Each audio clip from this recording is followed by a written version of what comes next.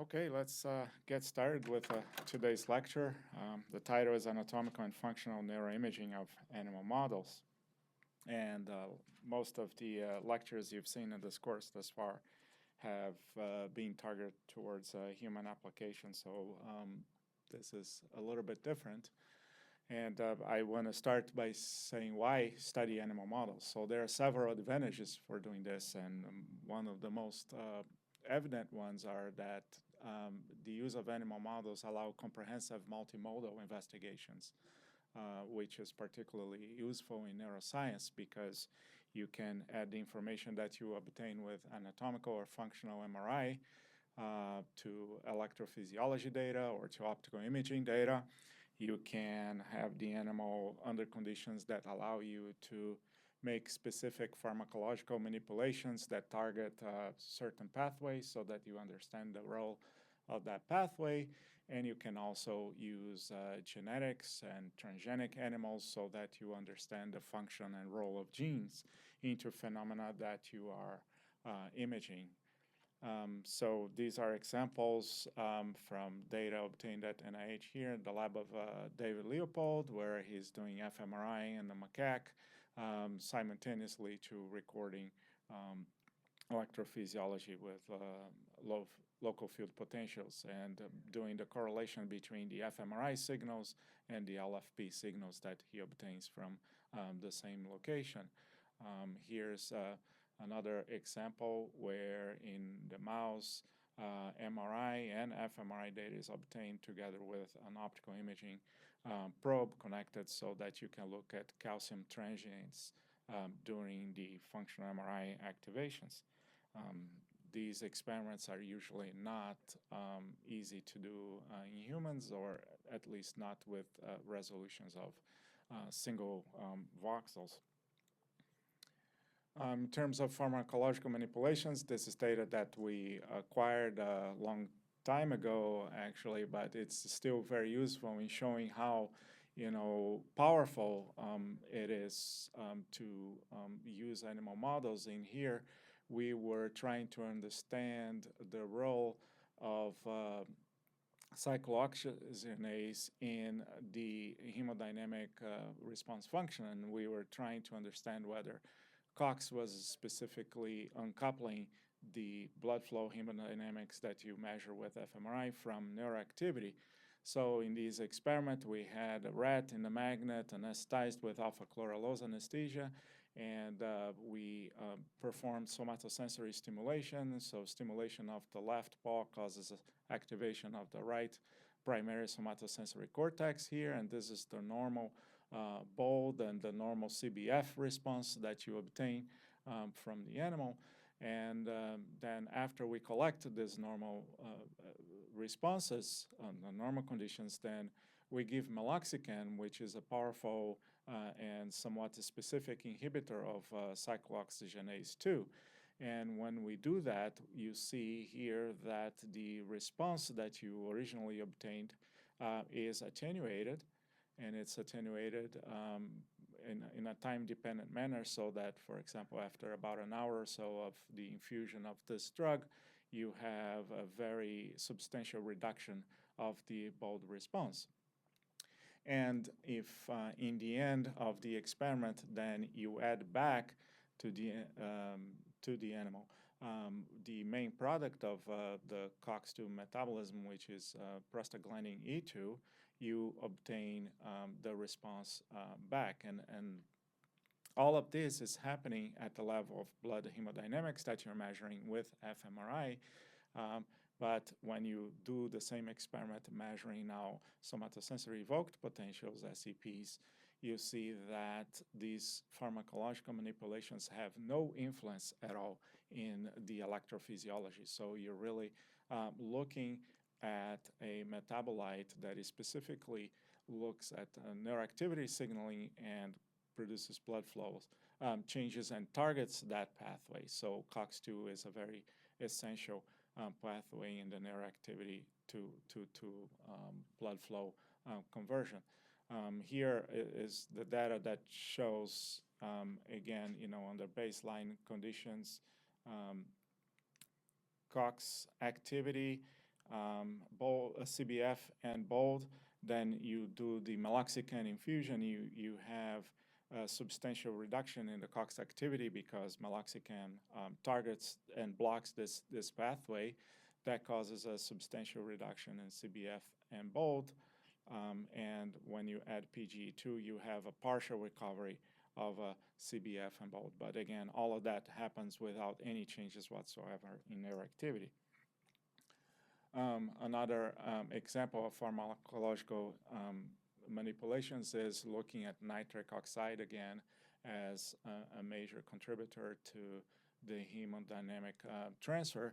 So here again we have BOLD and CBF responses obtained in rat somatosensory pathway under normal conditions, and when we apply 7-NI, which is a very potent inhibitor of nitric oxide production, you have pretty much a complete obliteration of the responses. So the responses are gone, both the BOLD, the CBF, and also the blood volume responses, showing that nitric oxide is, again, essential for the hemodynamic signals that we measure with fMRI.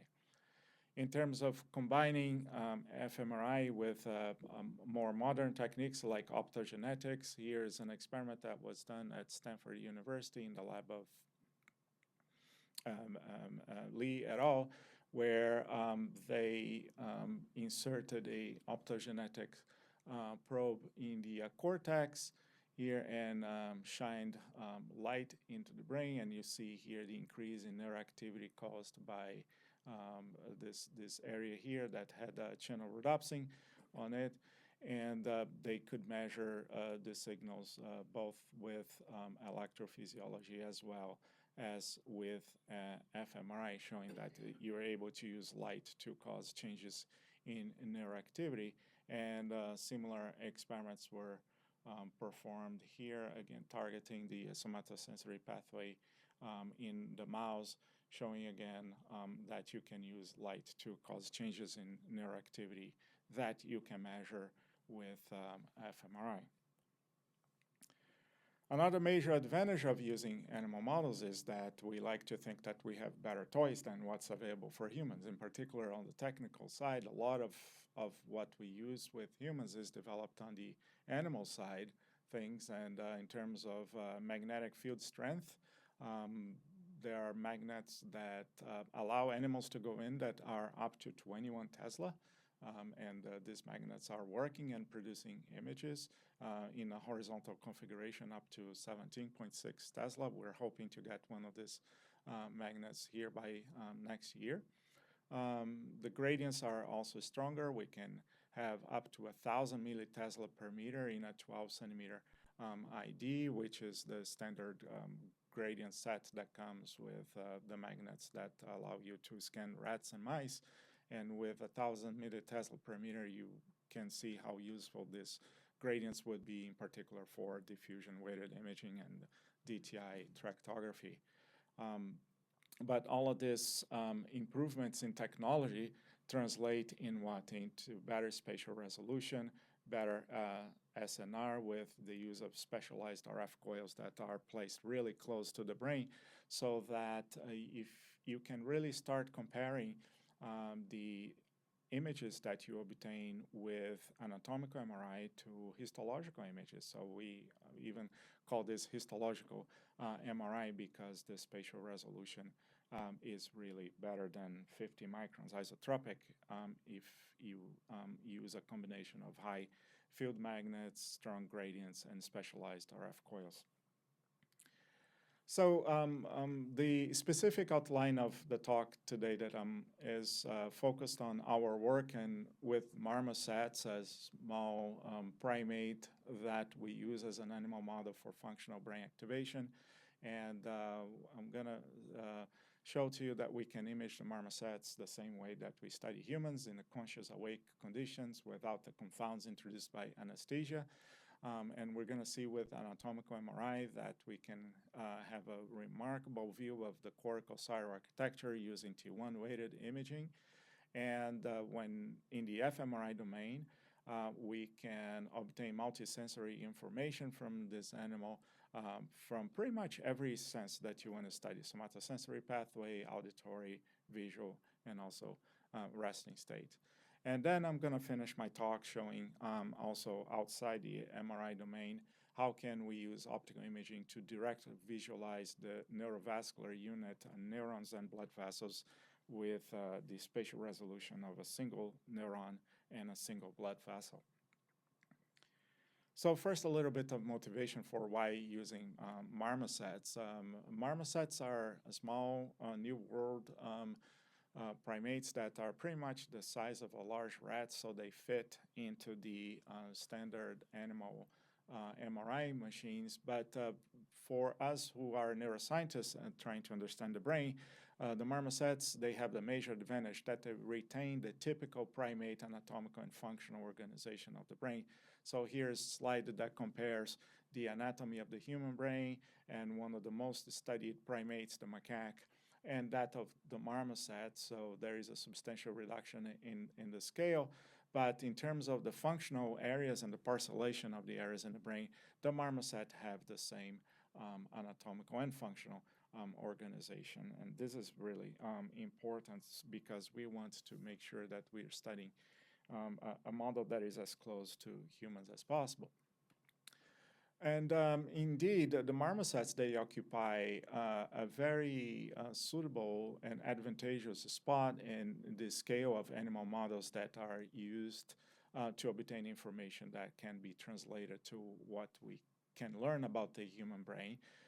You can go to very small animal models like fruit flies or zebrafish, and the advantage of using these animals is that they have a very simple neural circuitry complexity, and the use of genetic and transgenic tools is fully developed in these animals, so you have maximum power here.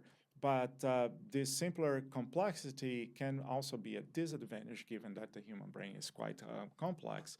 So if you want to get better information about neurocircuitry complexity, you have to go through rodents to primates, and the marmoset is sized like a rodent, but it has the functional and anatomical organization of the primate, and moreover now the transgenic techniques are amenable to being used in marmosets.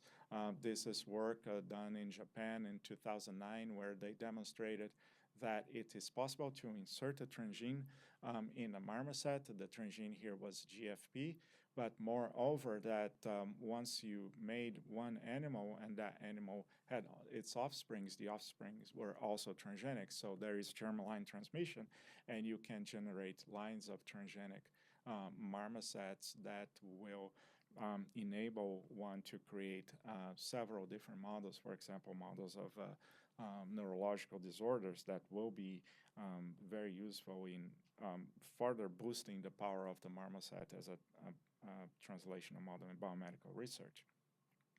And for us who use neuroimaging to study the brain, another major advantage is that unlike the macaques and humans, the marmoset brain is smooth. It has only the temporal sulcus here, but other than that, the entire cortical surface is very smooth, and that makes the localization of functional areas trivial, no matter whether you're using fMRI or you're using optical imaging techniques or you're using electrophysiology. It's simple. Everything is pretty much right there. What you see is what you get. You don't need to deal with algorithms for inflating the brain or unfolding the sulci and gyrus that are more typical of the larger primates, and that really facilitates experimentally the acquisition of the data. So how do we work with marmosets? So we basically in our lab work with two types of setups. You have the anesthetized standard preparation, which we use specifically for anatomical studies, where isoflurane is the favorite anesthetic. One disadvantage of isoflurane is that it greatly inhibits neuroactivity. So if you need to do functional studies using anesthesia, different anesthetic regimens are available that could be used. But the major emphasis of our lab has been in boosting the translational power of the marmoset, and we like to study marmosets the same way that humans are studied, in conscious awake conditions.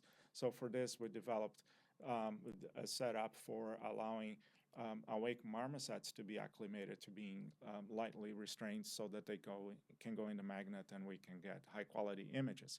Regardless of what type of setup we use, we have extensive monitoring of the physiology of the animal to ensure that the data is being acquired under relevant conditions. So we monitor body temperature, heart rate, pulse oximetry, and tidal CO2, as seen here in this graph, so that we ensure that the data is properly collected under relevant conditions.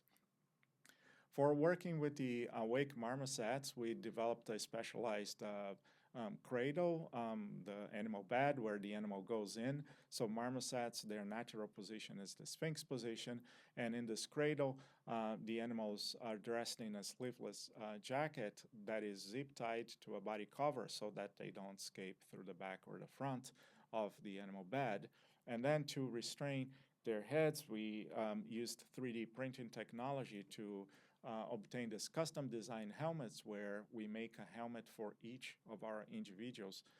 Given that marmosets are like us humans, every individual has a different head shape and size, and therefore for maximum comfort and also maximum holding power of these helmets, it is best to make the helmets be perfectly anatomically conforming to each individual. So for this, we obtain a 3D MRI of the head and torso of the animal, and we create a 3D model of the animal and transfer that to the helmet, which is comprised of two surfaces.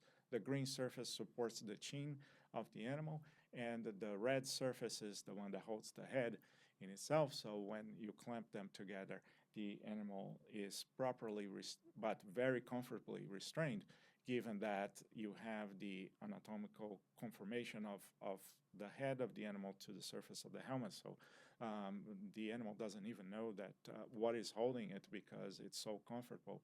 In addition to that, we also put a foam here to further allow for some playing in how well the two pieces fit together, and also allow some minor variations in head size associated, for example, with the animal gaining or losing weight.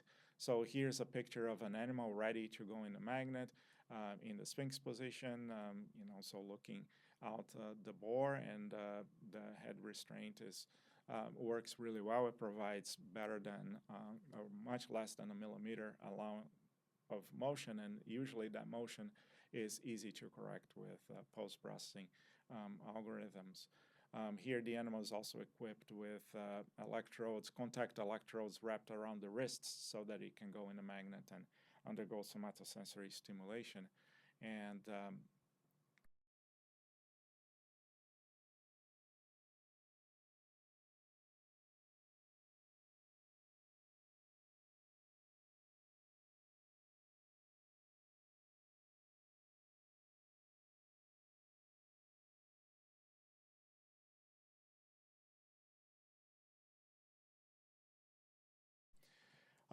This bed design with the years has improved and become quite sophisticated. The helmets, now we make our own coils and coils arrays, and the coils are placed on the inner surface of the helmet so that they are in maximal proximity to the surface of the brain to boost the SNR.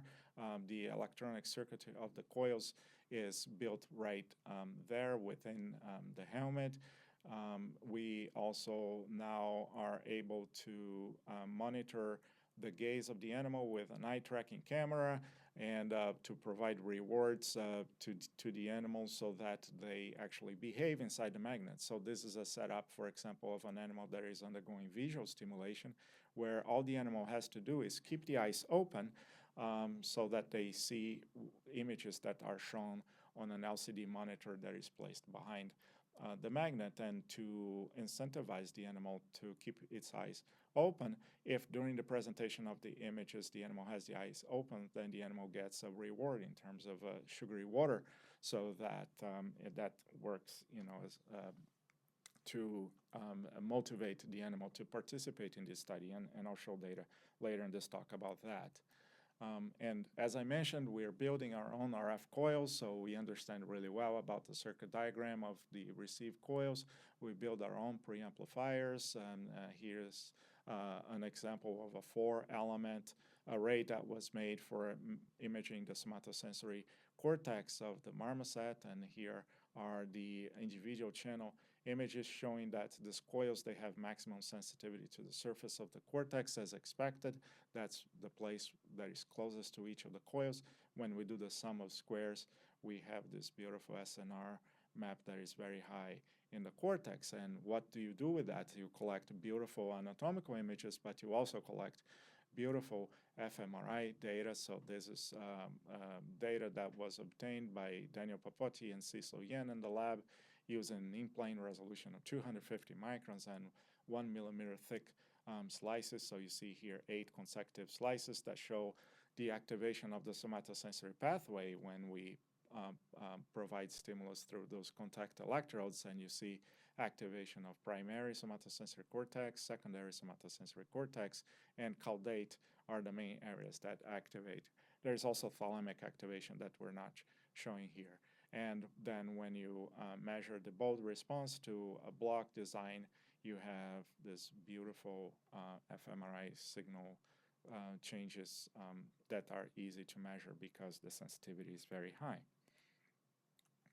On the anatomical side, all this effort translates into us being able to obtain an in vivo 3-dimensional T1 weighted image of the entire marmoset brain with 150 microns isotropic resolution within 51 minutes. And this is an example of this data compared with data that was obtained by Pascal Satie in our lab using a DTI of an ex vivo brain with the same spatial resolution, but this data here was obtained in 36 hours. Of course, with many different gradient directions, so that we could obtain this tractography maps. But you see the excellent spatial resolution, the excellent contrast between gray and white matter, and moreover, within gray matter, you see also contrast that we've been exploring to obtain myeloarchitecture maps of the brain. So there is myelin in gray matter as well. And it turns out that you can use the same T1 weighted image to image that cortical myelin. And to do that, all you need to do is actually to tweak the parameters of your MP range a little bit so that you're not differentiating between gray matter and white matter. You're differentiating between myelinated and less myelinated gray matter. And when we do that, this is the image that we obtain. And if you compare with the myelin histology stain, every time you see heavy myelination, it's dark in the histology, it's bright in the MRI. So several areas of the cortex, such as the frontal eye fields and the primary somatosensory cortex, primary auditory cortex, area MT of the visual pathway, area DM of the visual pathway, and the stria of Gennari in primary visual cortex are heavily myelinated areas that show up bright in this 3D MRI that we obtain. And because we obtain it in 3D and isotropic resolution, we're able then to project the signal intensity of the cortex within the surface maps. And when we do so, we see these areas that are heavily myelinated that show basically the anatomical definition of the functional areas that we're interested in studying with fMRI. So in the marmoset, because of the lysencephalic brain, we can very easily see these areas. So you see a very well-defined primary visual cortex, V1, which is much more myelinated than V2, and that's why you have a well-defined border between the two of them. You see area MT being heavily myelinated, area DM, and if you squint your eyes, you can even visualize a track going from the foveal area of V1 towards MPT, and from the foveal area of V1 towards DM here. And as you go towards the front of the brain, you see the primary auditory cortex here, you see the primary somatosensory cortex, and you see some other areas that are not as myelinated, but still more myelinated than other areas. So if you look at this brain from the back, you see the calcarine fissure in V1 here, where here we turned off the surface of the brain digitally so that you could see the calcarine fissure. And if you look at this data, the way that histologists look, which is they flatten the cortex to produce those flat maps, again, these areas are very easy to define. So, for example, the V1, V2 border here, MT, DM, primary auditory cortex, the rostral area of the auditory pathway, area R, and the somatosensory cortex here, S1, S2, and the motor cortex, M1, are all areas that are easy to visualize with this data. It's very reproducible and quantitative. So, for example, this is data here that is averaged across 4 different animals, where you see that compared to the average value of the surface area, the standard deviations, animal to animal variability is relatively small. But it's quantitative because you can now, for each animal, parcellate its different sensories. So, and we see that in the marmoset, if you count area V1, MT, and DM, about 25% of the cortex on the marmoset cortex is dedicated to the processing of visual information, showing that vision is a major sensory pathway in these primates. And how do you relate the anatomy and the function? So one of the experiments that we did was using the somatosensory pathway. So if you look at the T1-weighted images, in S1, there are 3 main areas of myelination. There is this area here that is located near midline that should correspond to the foot representation of S1. Then there is a more lateral area that should correspond to the hand representation. And there is an even more lateral area near the temporal sulcus that corresponds to the face representation of the body, the somatotopic representation of the animals, all contained within S1. So if we stimulate the leg using the contact electrodes, the areas that activate mainly are located here at this medial area, as indicated by the arrows and also as indicated by the circle here. So the corresponding foot representation of the animal. And then if we switch the stimulation to the forearms or the wrists, then as expected, we go to the hand representation of the animal. So here the cyan contours indicate the 3 areas in S1, and we see excellent agreement of the area of fMRI activation with the anatomical images that we obtained. Again, if we stimulate the hand, then the main fMRI area that activates is located right here in this mediolateral area of S1. And going into then using fMRI, then using this pathway, we've become really good about understanding the evolution of the bulb response, the spatiotemporal evolution of the bulb response to stimulation of the hand. So this is data acquired by Ciso Yen in my lab, fMRI data with that 250 micron isotropic in-plane resolution in the fMRI and 200 milliseconds TR, showing the increase in the somatosensory pathway in S1, S2, and caudate. And we can look at this data, in terms of the fMRI maps. We can also put ROIs and look at the change in both T2 star and S0 for these areas there. We can also look at the hemodynamic response function. We like to use very short, brief stimuli. So here, I think the stimuli was,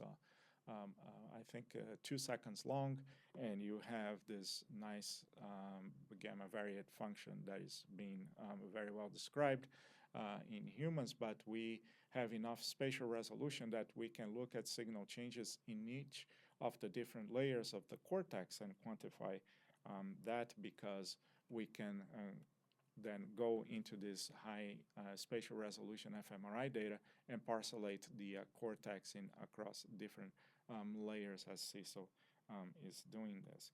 And once we have that, what we do is then we do a whole characterization of how the response evolves. So this first graph here shows the fMRI maps that you obtain with increasing stimuli duration, where here the stimulus is 300 microsecond pulses that are played to the animal to the wrists with a frequency of 64 hertz. So 64 pulses is a 1-second stimulus, much, much shorter than is used in any typical human fMRI data. 256 pulses is a 4-second stimulus. That's our longest stimulus. And we see that as you go from a single pulse to 256 pulses, there is a very rapid increase in the area of activation, both in S1, S2, and caudate, as quantified here by the number of activated voxels. So it turns out that S2 is the largest area, and it shows this rapid growth here, but also S1 and caudate increase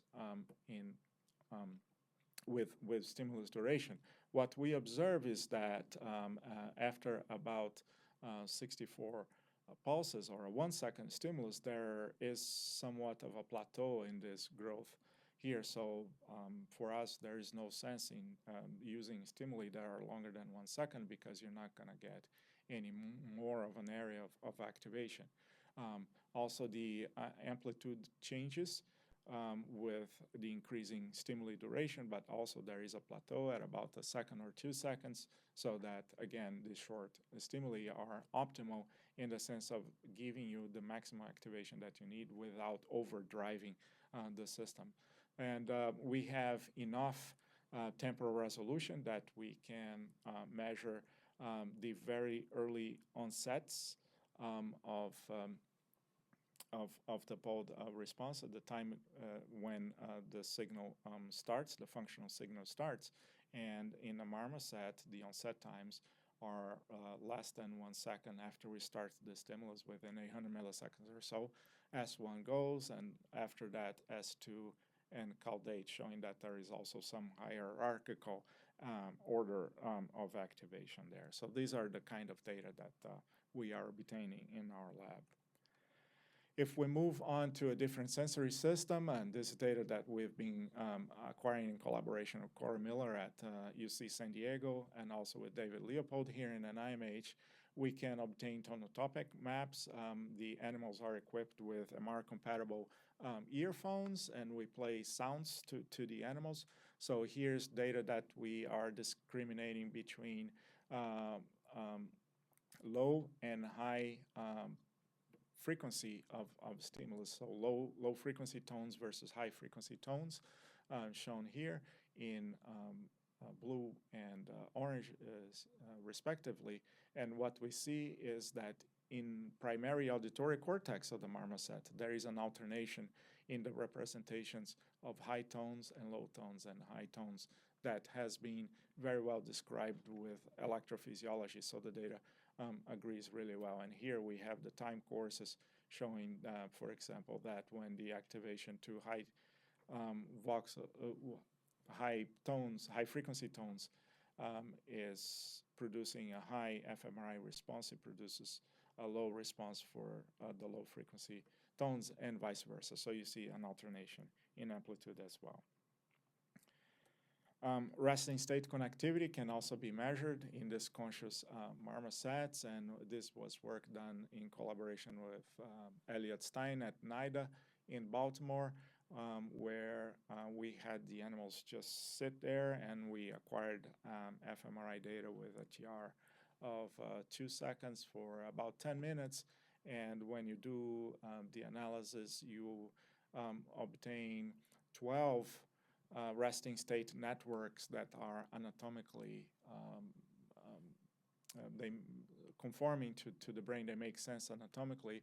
Several of these have to do with the visual cortex, so there are a few high order and also primary visual cortex resting state networks.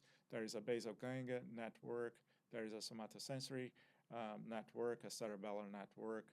There is the default mode network that is highly utilized in human studies, especially in neuropsychiatric disorders.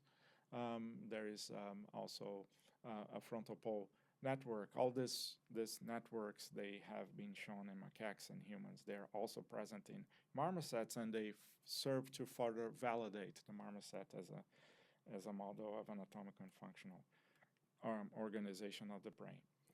And then in terms of visual stimulation, there are lots of hanging fruits to be acquired with marmosets because there isn't much work being done out there in terms of fMRI of marmosets. And so one of the first experiments that David Leopold and I decided to do was to see if marmosets, like macaques and humans, have areas that are specialized for discriminating between different categories of the objects that are seen in a scene. So we played to the animal on an LCD placed outside the magnet images that were composed of either faces or body parts or objects, and we used a couple of control images that made no physical sense but preserved the same optical properties of these images in the three main categories. And there was also the fixation only category here. And we compared the data that we obtained with fMRI with data that we obtained in two animals that were equipped with ECOG electrodes for multi-contact electrophysiology. The paradigm was a block design where we had a 20-second resting period followed by a 16-second long block, and within each 16-second block, images of a single category would be displayed, and within each block, the images would be swapped every half a second. And if the animal was looking at the screen for at least 3 consecutive images, the animal would get a drop of the sugary water reward that was enough to maintain the gaze onto the screen. So this next slide shows exactly one animal, Eli, and during the resting period, you see the animal is just looking around everywhere and it's kind of bored. You see it's almost dozing off. But once the fixation dot appears, you see how the animal focus now is on the center of the screen, and then the block starts, and the animal receives the rewards because it's always looking there. So this is a typical day of work for Eli there in the magnet. And once the block finishes right now, then you see that the fixation now is gone and the animal is scanning everywhere and nothing is happening. Then the animal takes the time to also rest a little bit. So very nice data that is easy to collect in this marmoset. And what kind of data have we been collecting? So we've been looking at visual responses both in the cortex, but also in subcortical areas. So in the cortex, you have activation of primary visual cortex, V2, V3, V4. All the extrastriate pathway activates really well. There is also some activation in prefrontal cortex that is relevant. And in terms of subcortical activation, we look at the LGN, we look at the pulvinar, and we look at the superior colliculus as the three main areas. One of the features that we've seen is that as you go from the more posterior or occipital areas towards the more anterior frontal areas, there is a strong gradient of selectivity, meaning that in the most occipital areas like V1, the cortex doesn't care much of what the image is, so its selectivity index is low. But as you go towards the front, the selectivity index increases substantially because only the most physically relevant images like faces activate the frontal areas. So this is a phenomenon that has also been described in macaques and humans.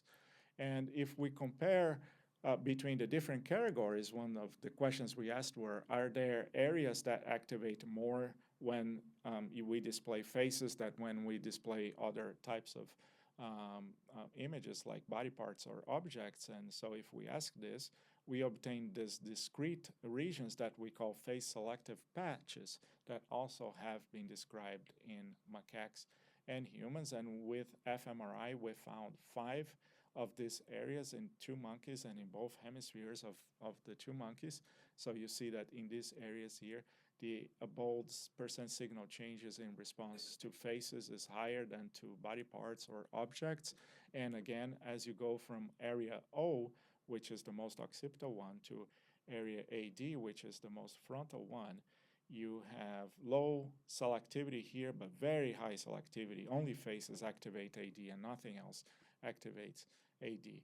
And with electrophysiology, we found another area, MV, that we did not see with the fMRI because this area here has some problems with signal dropouts associated with the presence of the sinuses and the mouth of the animal there, causing artifacts in the fMRI.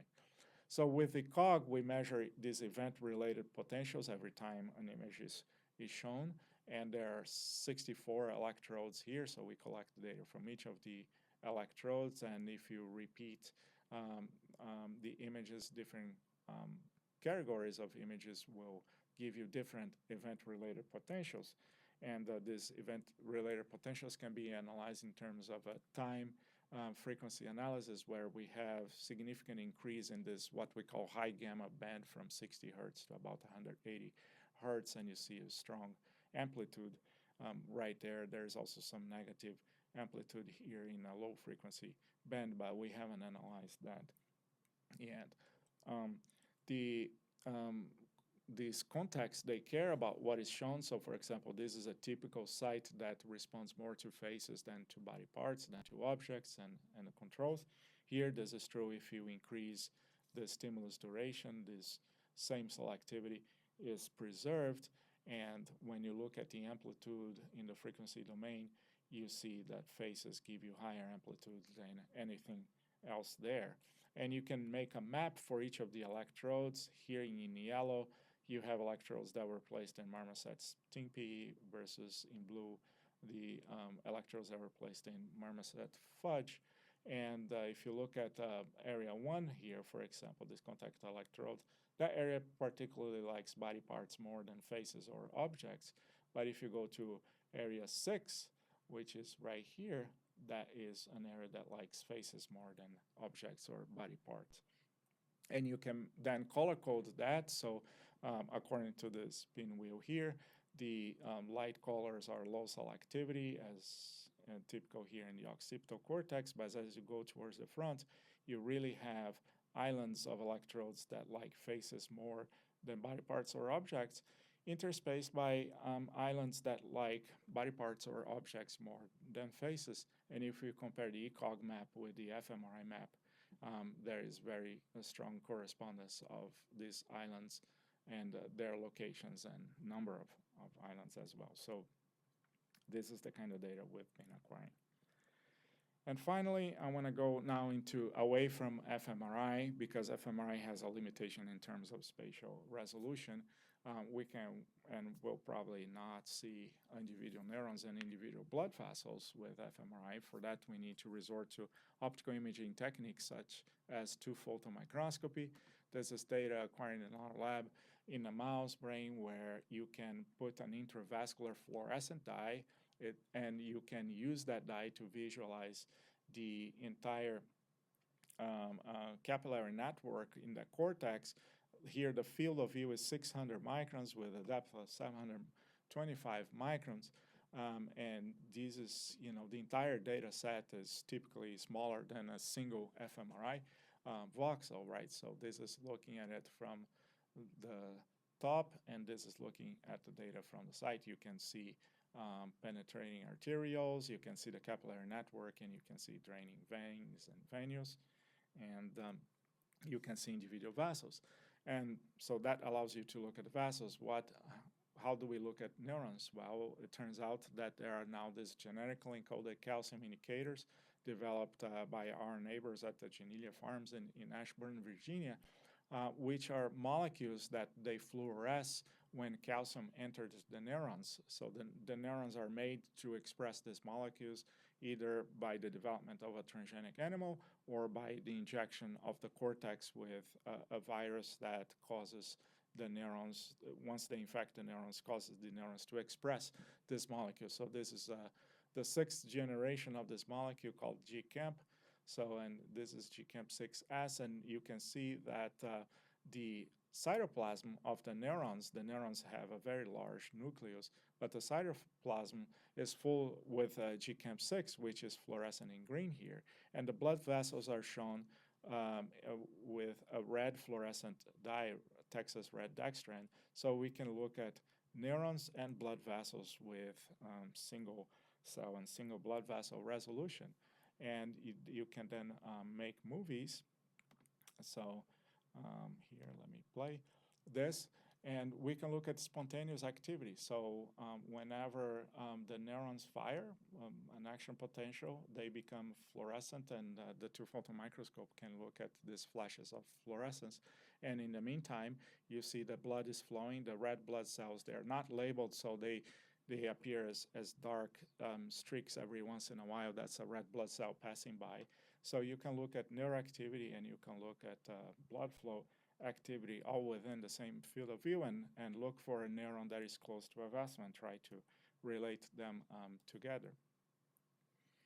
So let me get out of here. So to do this in a marmoset, you do a cranial window. You replace a piece of bone with a cover slip, which is optically transparent, so that you can come then with the objective lens of the two-photon microscope and look directly into the cortex. And we do the injection of the virus so that this area of the brain expresses those molecules. And we used everything that we learned about working with awake marmosets in the fMRI to work.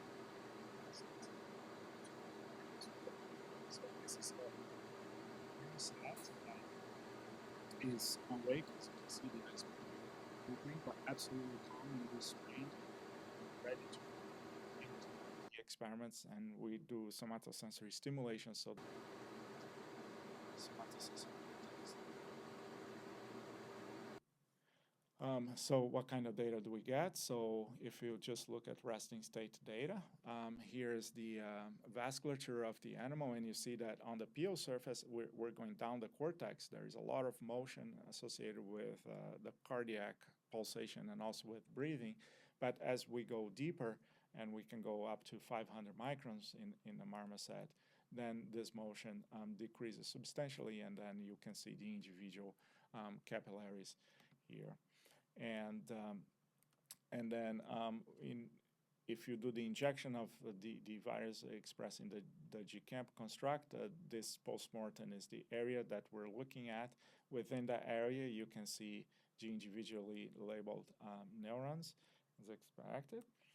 And these cranial windows, by the way, they last for a long time. So in this animal, we were able to collect images from a large area of the cortex, for more than 6 months, with unexpected degradation of the optical clarity because dura, which we remove during the surgery, regrows, and as it regrows, dura is not optically translucent, so it interferes with the light path, and you lose your ability to see things after about 6 months or so. But you have that animal for 6 months where you can pretty much use the animal every day.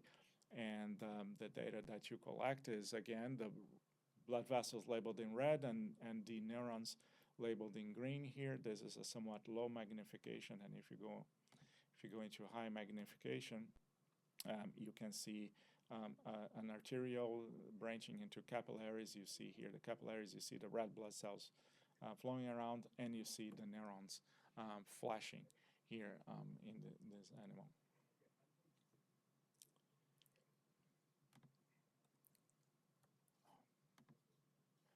And if you then focus, on a single neuron, this was data collected 135 days after the injection, and you stimulate the animal, you see an increase in fluorescence in that neuron associated with the neuroactivity.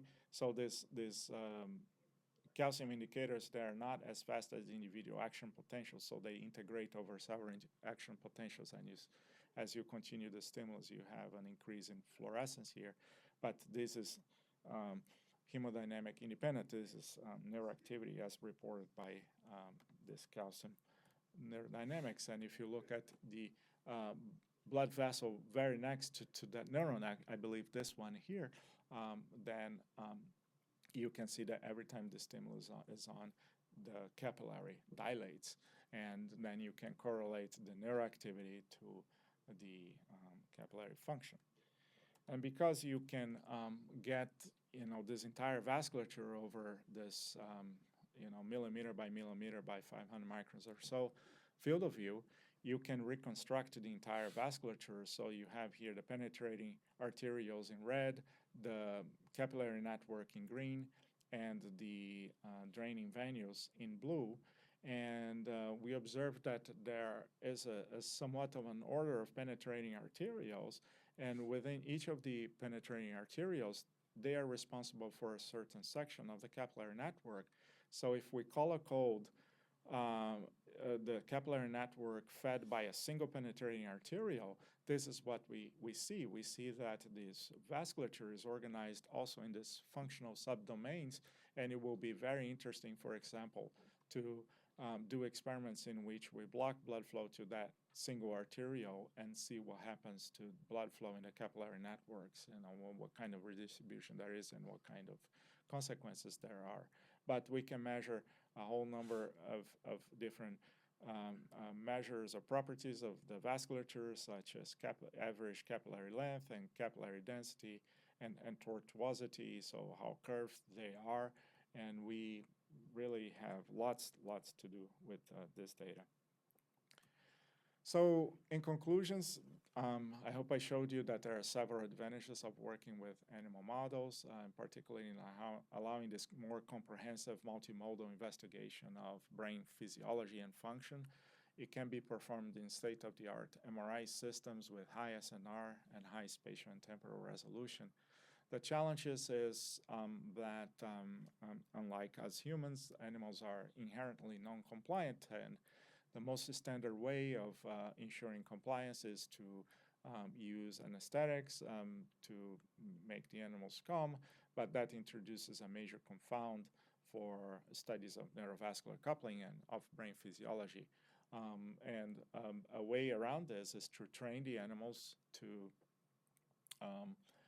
go in the magnet awake and to perform specialized tasks. This can be done, is somewhat challenging because it will take some time for the animal to understand what you want from it, but it can be done. For this in particular, for training the animals, working with primates is a main motivation and advantageous. And within the primates, we believe that the marmosets is a very important experimental animal model for basic science and translational research, that we can obtain high-resolution anatomical and functional MRI of the marmoset brain with remarkable cytoarchitectonic detail, thanks to our efforts in improving SNR and spatial resolution. fMRI can be used to study various sensory systems, including the somatosensory, auditory, and visual areas. And the lysencephalic cortex of the animal facilitates the study of neuronal circuits, particularly with optical imaging techniques, so that you can obtain data with single cell and single blood vessel resolution.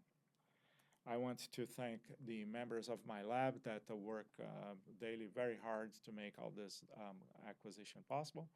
And I'll thank you and take questions now. Thank you.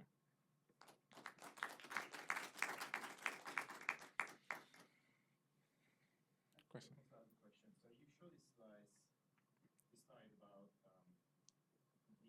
the different layers of the differences of bold effect in the different layers of the somatosensory cortex. Right? Correct. Do you have an explanation for that? Is that based on the site architecture, or is it based on neural architecture, or is it based on vasculature, correlation vasculature cross cortex? It is both. So if I understand the question is why the bold response changes in different layers of the cortex, and it's going to be a combination of the different density of cells in the different layers, neurons, that are performing specialized functions. So for example, the input layer into the cortex is into layer 4. And in our hands, that's the layer that we see the first fMRI responses coming from, because that's the layer that is receiving the vast majority of the thalamocortical inputs. Then you have some local processing in layer 2 and 3, and then you have the output from that processing going through layers 5 and 6 towards other areas of the brain. And so we believe that specialization of the cortex into the different layers plays a role in giving you different temporal aspects of the fMRI response. At the same time, the vasculature is also specialized.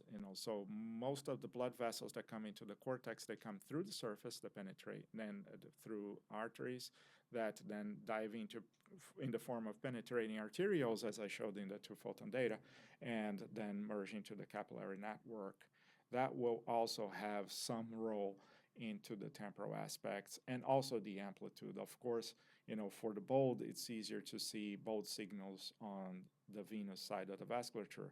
Most of the draining venules, they're diving back up the surface to the draining veins that are on the surface. That's why you see the highest fMRI signals on the surface. Trying to find that in your last picture about the neurovasculature, Uh-huh. the image with the photon, it seems to me it was actually fairly homogeneously distributed. Is there? Oh, so the problem with two-photon microscopy is that the penetration depth is very limited. So what you were looking at there was only the first 500 microns of the cortex. In the marmoset, that's only a quarter of the cortex. So we're barely touching layer 3 there. We're not into layer 4, which is the layer with the highest density of capillaries. And hopefully this is a problem that will be solved with new generations of fluorescent agents that respond to this longer wavelengths so that there is less scattering. But right now we're limited to only looking at a very small portion of the vasculature. Related to that, the averaging that you did by laminar, how are you getting the laminar structures? It's cortical depth, or?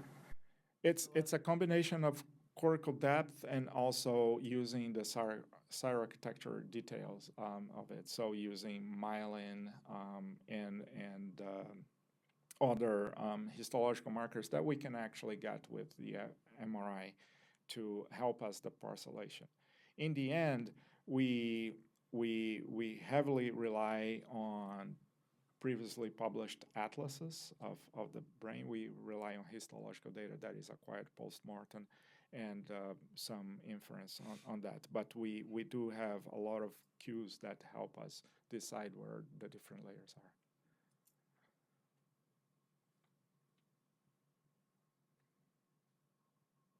Okay. Any others? Great. Nate.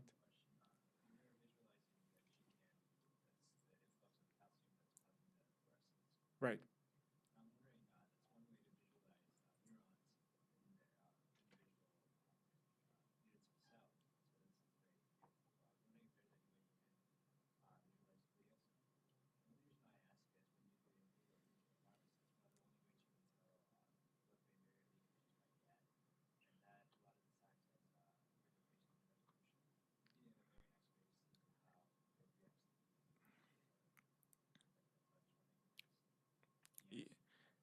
Yes. So the question is, how can you use these generically encoded calcium indicators to visualize cells other than neurons, like glial cells, right? So the experiment here is the virus has a construct where you have the gene that encodes for GCAMP6, and that is its expression is going to be controlled by a promoter.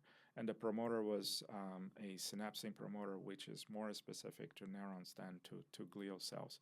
You could change that promoter so that you're going to specifically target glial cells. You could, for example, use a GFAP promoter to target astrocytes, or you could use other promoters to target specifically the glial cells. There's nothing that prevents you from using the genetically encoded calcium indicators to label the glial cells. With that. So yes, it's possible. Yeah.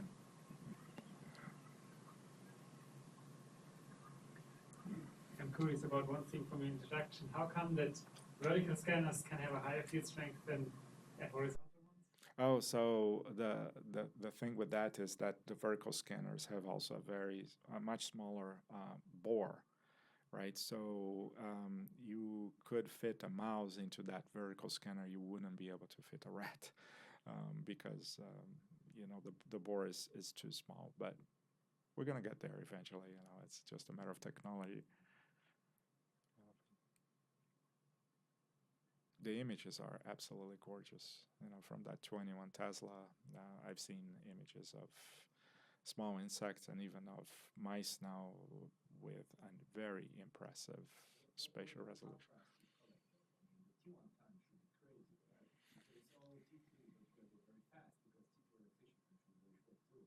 The T2 decreases, yes, and they use a lot of proton density and they use T1 weighted imaging. You increase your quality, but you restrict your range of contrast you can do for light. Yes, yes, right, right. But it's still like if you play with the parameters well and if you have time, as you know, right, then you know the data quality is going to be outstanding just because of the B0 influence on the amplitude of the MR signal.